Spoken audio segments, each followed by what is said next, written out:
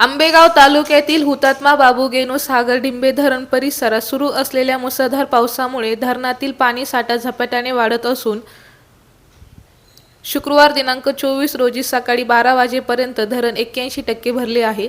धरणाची सुरक्षितता आणि पाण्याची पातळी नियंत्रित ठेवण्यासाठी घोड नदी पात्रात वक्र दरवाजांद्वारे कोणत्याही क्षणी पाण्याचा विसर्ग करण्यात येऊ शकतो, असा इशारा जलसंपदा विभागाने दिला आहे। पावसाचा जोर कायम राहिल्यास किंवा आणखी वाढल्यास नदी पात्रातील विसर्ग टप्प्याटप्प्याने वाढविण्यात येणार आहे। त्यामुळे नागरिकांनी कोणत्याही कारणासाठी नदी पात्रात प्रवेश करू नये। नदी काठावरील शेतीपंप, जनावरे, वाहने व इतर साहित्य तातडीने सुरक्षित ठिकाणी हलविण्याचे आवाहन करण्यात आले आहे।